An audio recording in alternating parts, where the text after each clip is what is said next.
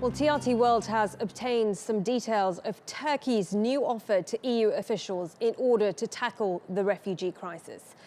According to Turkish government officials, Turkey is asking for $3 billion more in aid money from the EU, in addition to the already promised $3.6 billion.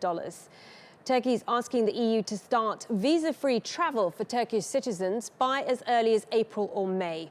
The previous target had been set for October. And Turkey is also asking the EU to speed up negotiations for its membership into the Union.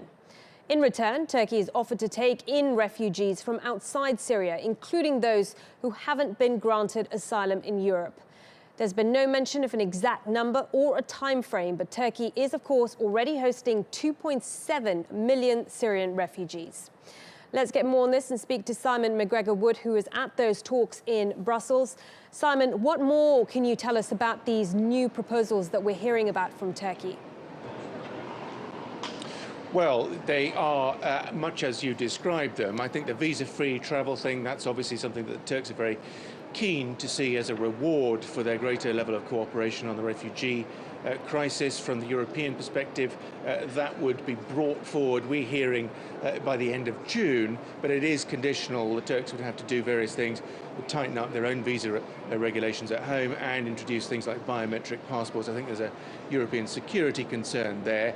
And on this issue of Turkey agreeing in principle to take back failed asylum seekers, people who are determined by or deemed by the Europeans and the UN to be purely economic migrants, mainly non-Syrians, what we're hearing is that that will be a one-for-one deal. So every economic migrant that the Turks agree to take back from Greece into Turkey, the Europeans will be asked to take one genuine, inverted commas, Syrian refugee who is currently in Syria, not through Greece, but direct for resettlement elsewhere in the European Union. This was a suggestion that I think Angela Merkel was very keen on, and she was largely responsible for driving that forward. So these are late additions, if you like, to the offer, and that is why the talks are now going much beyond the original expectation. We should have had a press conference, and Mr. Davutoglu, the Turkish Prime Minister, should be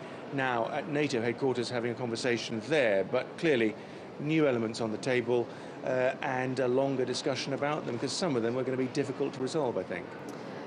But Turkey, at the end of the day, is still in a strong negotiating position. So how likely are the Europeans to agree to what's been proposed? I don't think that the issue of an extra $3.3 billion, €3 billion is a big deal. By the way, it had been widely reported that the Turks were going to ask for more money. There were conversations that various EU officials have had over the preceding weeks and months with Turkish officials in Ankara, and I think that issue came up quite early. I think the big one that could open the door to this issue being resolved today is this quid pro quo, if you like, on the people that the European Union want to send back to Turkey. It's going to be controversial and difficult to implement, with the Turks then asking for a more controllable, well-defined system whereby the European Union agrees to take in a certain number every year, direct from Turkey and resettle them in Europe. Numbers have been bandied around by the Germans, for example, because presumably, as they did last year, it's going to be Germany that will take the lion's share of these refugees. We're hearing numbers around 300,000 a year, for example. The calculation, of course, is the European Union wants to do this because this is so much better than what they had last year, which is over 1 million people in this unregulated, illegal, dangerous trafficking process. That's the priority.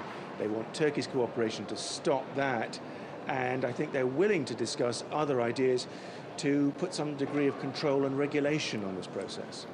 OK, Simon, many thanks for that. Simon McGregor-Wood at those talks in Brussels, and he'll be there with any more information as we get it.